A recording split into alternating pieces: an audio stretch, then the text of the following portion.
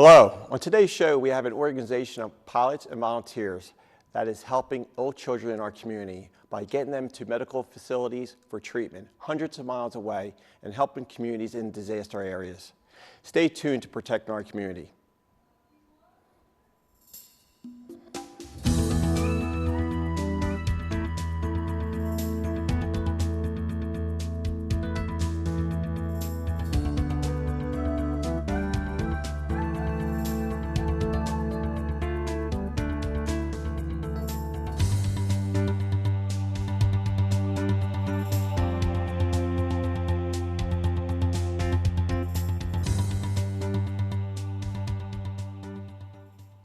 Hello and welcome to Protecting Our Community. I'm your host, Bryan Coyle. Our goal is to improve the quality of living by giving you the knowledge of the agencies and organizations that are here to protect you and your community. On today's show, we have representatives from Angel Flight, Executive Director Ellen Williams, and volunteer pilot and past East Board member Mike Black. Welcome to the show. Thank you. Thanks very much. So, Angel Flight. Yes. Tell us, what is Angel Flight? In a nutshell, we provide free air transportation for people who need medical treatment far from home, people that need treatment beyond 100 miles and up to 1,000 miles.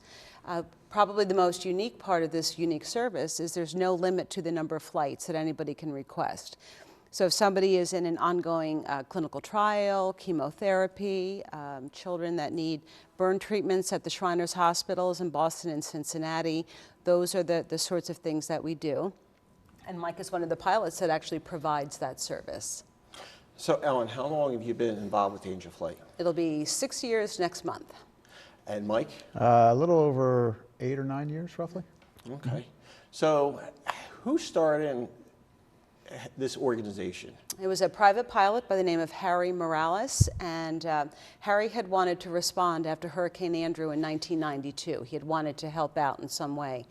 So through some conversation with the American Red Cross, talking about what the needs that there were in Florida, Harry got together with some of his friends, some pilots, some business people, an attorney, and formed the board of Angel Flight East.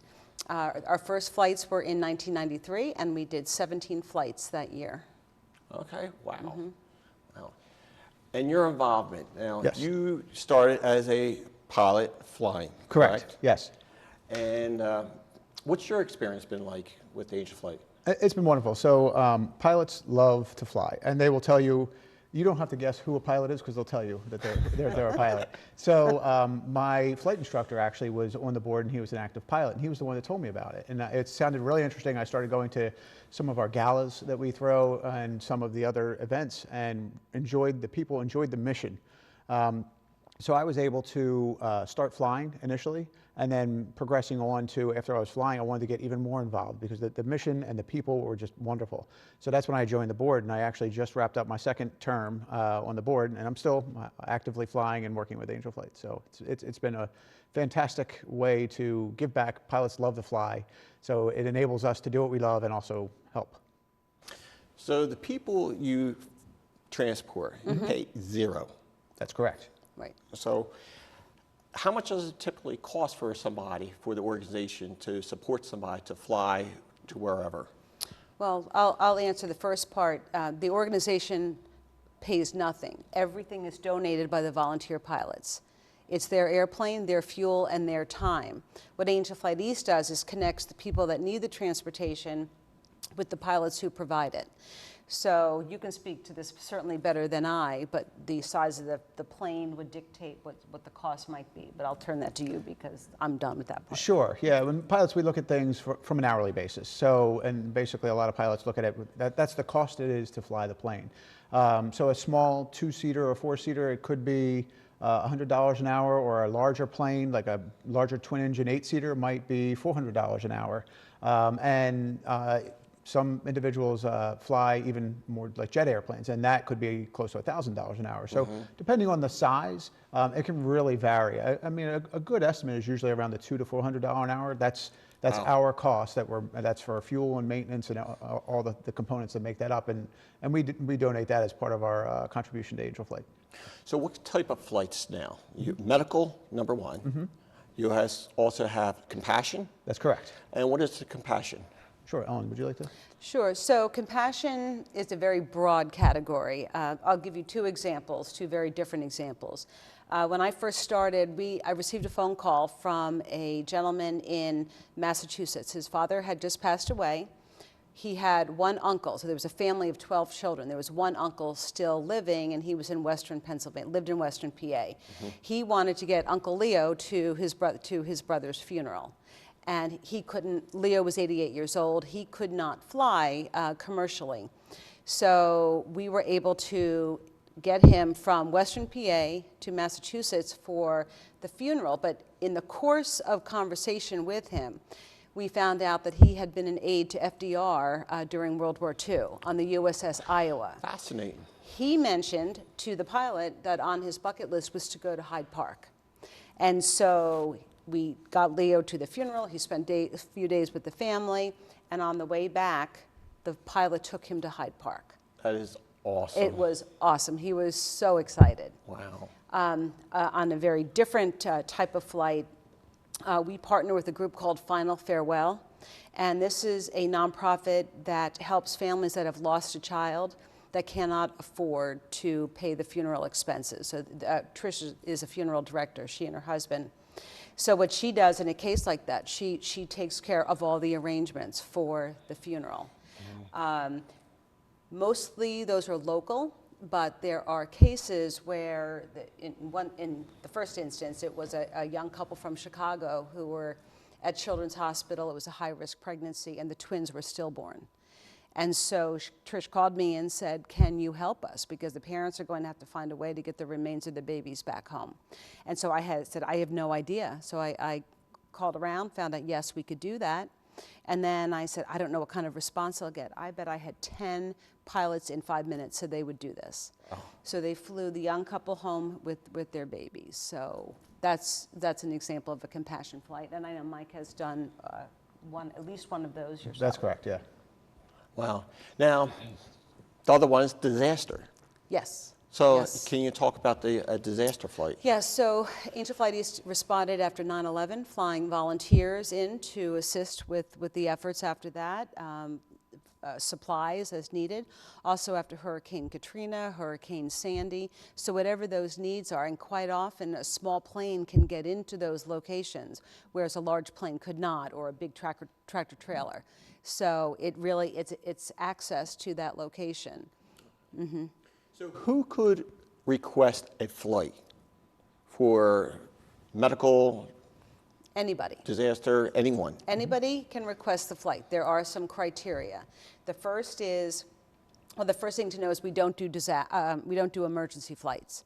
So the passenger in the case of a medical flight has to be ambulatory, able to get on and off a small plane under their own power. Sometimes that means stepping up onto the wing to get in. So if you think about a sports car, small but comfortable. So they have to be ambulatory. The doctor has to sign off that it's safe to fly in a small, non-pressurized aircraft. And then we ask for a verification of need because the pilots are donating everything. We want to make sure it's a legitimate request. And I think one time in 6 years, I had one call that I said, I don't know why you need to go to Miami Beach. So I asked a few more questions, and that one didn't happen. But for the most part, the reasons are financial, because even if you can afford maybe a flight or two, if you're flying every 2 weeks for your treatment, even if you're making a good salary, it can wipe a family's finances right out. Of course, that definitely adds up real quick. Yeah. Can you talk about the distance? I believe we have a map about it's along the East Coast. So can you explain about how far you do travel? Yeah, so we're Angel Flight East, so we cover the northeast part of the country, and you can see on the map, so we're basically Ohio to Virginia to Maine. So our volunteer pilots are located all throughout that footprint. So if we get a call from somebody in Delaware and they need to go to Boston, likely the pilot will be located somewhere, Delaware, Maryland, Virginia, somewhere in that vicinity. And then they would take them, they would get them right to the hospital in Boston, whichever it is. So the minimum is 100 miles. Okay. So for us to be able to help, it has to be 100 miles. We can go up to 1,000 miles, but that's a lot because there's small planes. It can mean 3 separate planes, so or 3 legs, I should say, and that's a long day for the passenger. But it's better than driving. All right, of course. Yeah. So with all this wonderful work that you guys are doing, it must be because of the patients. And I know we have some pictures of the patients. So tell us, you have patients of all ages? Yeah, everything from there's one boy, Braden, he was only a few months old, I think, when we started flying. 2 months old, 2 yes. months old, up to people 70s and 80s, and it's literally everyone in between. And I think that's one of the very exciting things from a pilot, is that we have a unique time that we can get to know these people. I like to talk a lot, and they're trapped in an airplane with me, and they have to listen to me talk. So that's unique for us, in that we're able to get to know them, and we fly them. And it's typically not even we're just flying them once. There's a lot of scenarios where we'll be flying them on a monthly basis. Braden had treatments up until he was 12. No, he's 9 now, but he was cancer-free at age 7. Awesome. So, but he lives in South Carolina and was being treated at CHOP, at the Wills Eye Hospital pediatric facility at CHOP. They had to be in Philadelphia every 3 weeks when he was an infant. Wow. He has 2 older sisters, and so he had to be there every 3rd week. So how was his family going to do that? And so it was a doctor at CHOP that knew about Angel Flight East who said, call them. And so over the course of infant to age 7, his treatments reduced in frequency as he got older and got better. But he still comes up once a year for his checkup. And the minute we know that Braden is flying, we have several pilots who say, call me first. It is filled very, very quickly. He's kind of our little celebrity. Oh, that's great. Yep. So it seems like you guys are quite busy. So, of course, you need volunteers. Yes. So can we talk about the volunteers? What kind of volunteers are you looking for, the experience? Sure. So first and foremost, pilot volunteers. So Pilots, as we number talked one. earlier, Okay. they're all volunteer. The requirements for a volunteer pilot are 300 hours in the air, and they have to be instrument rated. What else? So just following all the rules of the FAA. I mean, that really is the overarching, our governing body, if you will. The other volunteers, so we cover 14 states. We have a full-time staff of 3 people. Okay. So how do we get the word out to 13 other states that this service exists? So people that are willing to do presentations on our behalf. Somebody might work in the hospital, or even in the case of a company, if you think about it, in the Human Resources Department, that's where all those the needs of the employees come through the HR department. So being willing to do a presentation, people with a marketing background, communications background, social media, I mean, any way that we can spread the word that this service exists, that is crucially important. Fundraising, of course, we have to raise money. We're a nonprofit, and we cease to exist without that. And then some administrative work. We're in a very small office at Wings Field in Bluebell, but we do have several volunteers that come in on a weekly basis. And we are actually in a project right now. It's called Rural and Rare Reach. So basically, it's outreach to people who live in rural communities and those with rare diseases. So a very concerted focus on 5 states, so Virginia, West Virginia, Pennsylvania, Ohio, and New York, that have large rural populations. And these volunteers are just going through directories, finding the small hospitals, because those are the points of origin. And those are the ones that will need to fly to a Penn or a Jefferson or a Children's Hospital or a Wills or any of the big hospitals in the cities that we cover. So there's all kinds of opportunities for volunteers. And we have a board of directors, so people that are interested in board membership, we're always eager to talk to somebody about that. All right, well, I still got a lot of questions for you, and we're going to take a short break. So when we come back, we're going to discuss how this great organization provides the funding.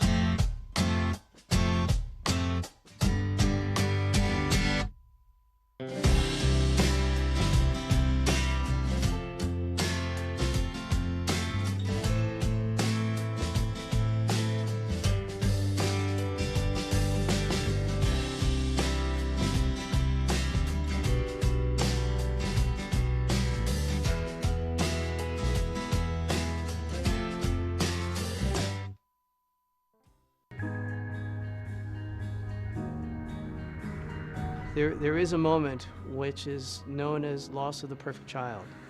The doctors at home in Virginia had no idea what it was. Suddenly, their lives are filled with doctors, medical procedures, and medical costs. I don't think any special needs parent can prepare. It was hard, very hard.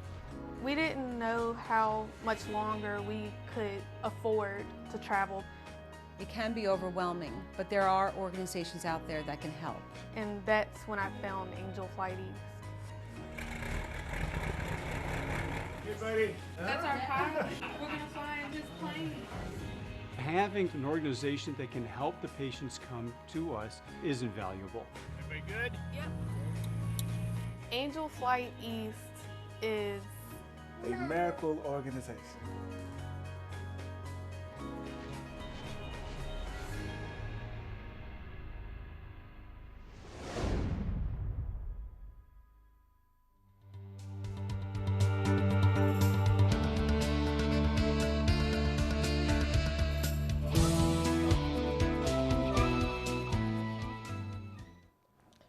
Welcome back to Protecting Our Community. I'm your host, Bryan Coyle. Today I have representatives with us from Angel Flight, Executive Director Ellen Williams and volunteer pilot, past East Board member Mike Black. Welcome back. Thank you. Thank you. So we were talking about volunteers. Yes. But I'd like to touch on a subject. And Mike, if you could talk about this, Absolutely. about the young professionals. Yeah, so it's a great organization. Some of the people at the office had started this organization to reach out to professionals in the region who want to get involved. They want to get involved, they're doing well in their career, and they want to be part of something and give back. So there's an organization that meets on a fairly regular basis over happy hours and just various social events to get them together that they can meet other professionals and talk to some of the pilots and some of the people who are operating within the organization to understand what it means to volunteer and to get them involved. So the general age really ranges from early 20s to mid 40s or so. Sometimes we even have other people stopping by that are older, but just for the drinks, of course. But the organization's great, and we've now everything from there's a few individuals who are now board members who came out of that organization, plus other people who say, I just want to help with some of the events. I know we're going to be speaking about some of the events like the Wings and Wheels or even our gala, and they get involved in that and just being able to give back and adding that to their professional career. So let me ask you something. Besides loving to fly, Yes. I took a few flying lessons in my past time. Excellent. Love it, you get addicted. However, there must be more to it. So can you share a story about maybe a patient that that's really stuck to you? Absolutely. So there was a gentleman by the name of Chris, and the partner in my plane and I, it was one of my first Angel flights. And he said, I'll take you along, get you to see how it works and start to meet people. So Chris was in Boston getting treatment, and that's all I knew. It was actually a compassion flight. His wife lived in Lancaster, and she had 2 small children, and she wanted to be able to see her husband. He'd been there for many, many weeks. So we flew his wife, and again, got to know her, talked to her a lot in the plane. I'm sure she wished she could just tune me out, but I chat, and that's what I do. So basically dropped her off in Boston, and he was there at the airport. And when I saw him, he was in very advanced stage leukemia. And he had gone through a lot of treatment to the point where he found this experimental treatment. They didn't think that he was going to be able to survive. He was going through it. When I saw him, he looked like an 80-some-year-old man. And his wife was early 40s. And I met him. He was so thankful. And it was very emotional to see how emotional she got to be able to see him and be able to bring that together. Fast forward a year later, he was speaking at our gala to say thank you for everything you've done and tell his story.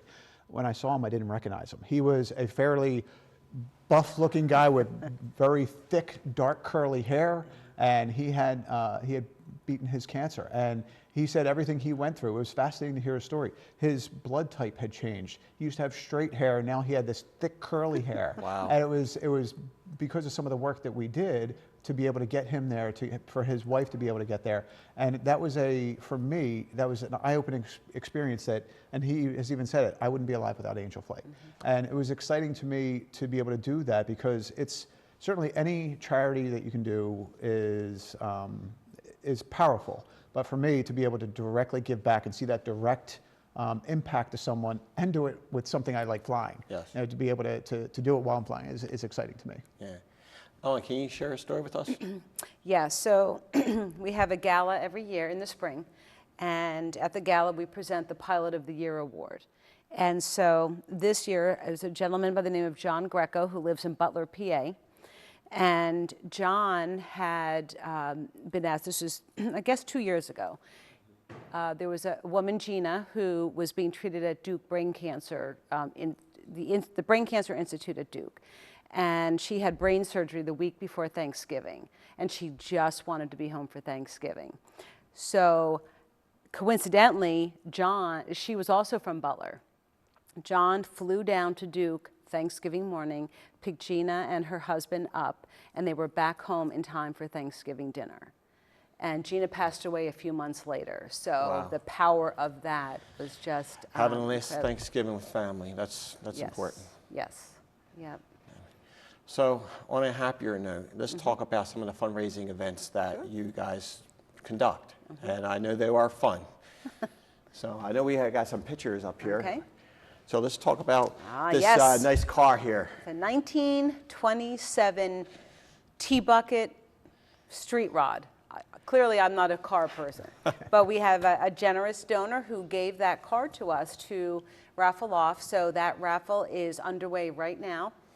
Tickets can be purchased on our website, angelflighteast.org. So if you're interested in a 1927 Roadster, we have just the one for you. Sounds good.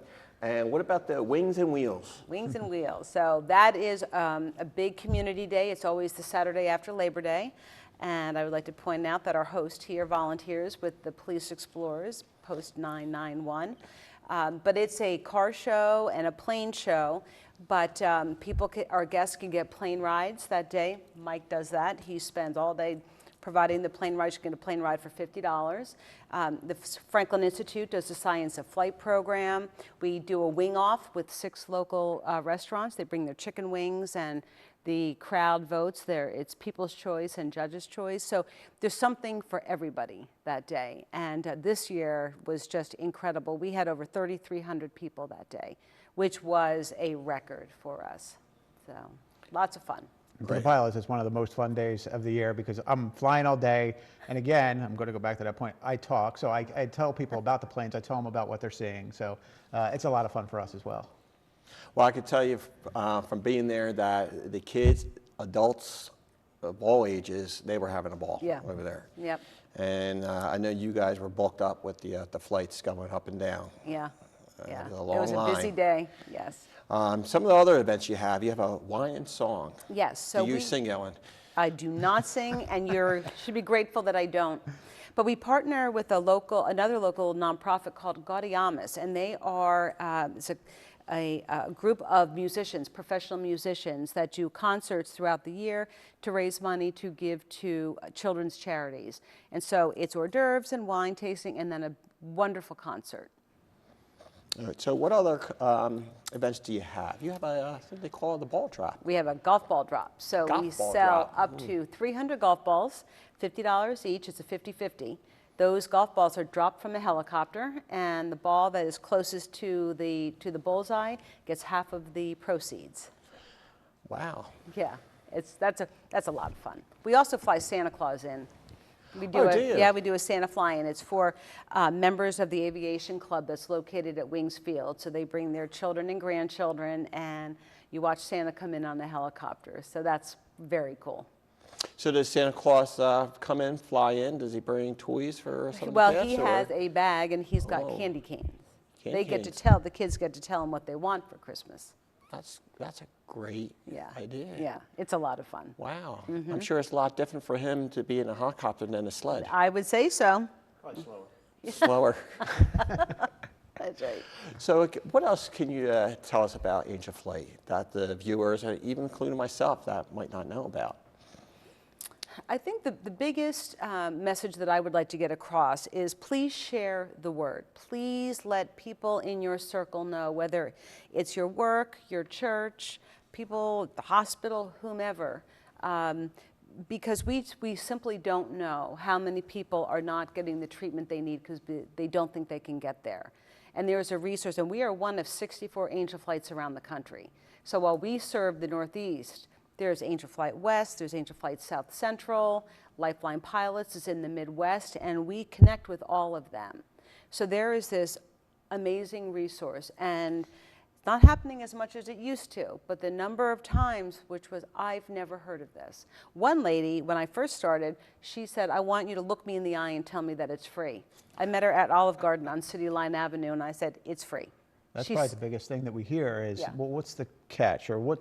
Right. But Right. what's my cost? They think there's something, so they're Hidden. hesitant to talk. And it truly is just it's a free charitable service. And I think that's another important thing. To call us. We can help. Just give us a call, and we'll see everything we can do to get you engaged. And if we can't, we will try very hard to refer to another resource. If it's a distance beyond ours or outside of our territory, or if there's, we know of another organization that can help in another way. There's a group called the Colby Fund that raises money for hotel stays when there's no room at the Ronald McDonald House. And so we constantly making those connections so we can help the people that call us. So it's about getting the word out, Yes, sharing the information, and working together so we can help a lot more people. yes, in a nutshell, yep. So any other experience you'd like to share? We got one more minute left. One more minute. How about from a pilot's view? From my perspective, again, for the pilots, they should come and check things out. It's exciting to be able to fly. It's exciting, especially even if you're interested in aviation, the Wings and Wheels event is a great way to come and talk to the pilots who are actually actively flying. There's anywhere from 30 to 40 Angel Flight pilots that are sitting there on a day, like all day, and they can talk what it means to be an Angel Flight pilot. Or if someone's just interested in aviation, come out and get an airplane ride and experience that. And again, the pilots will talk forever. There's no shortage of words we have for flying. So, That's awesome. Thank you guys for coming out and sharing your experience and this opportunity for those who might need it. Thank you very much. thank you. Appreciate it. Thank you. All right, for more information please visit their website at angelflighteast.org. Thanks to Angel Flight East for coming on to the show, and for you, the viewers, for tuning in to Protecting Our Community. So until next time, remember, protecting our community is everyone's business. Keep those eyes and ears open.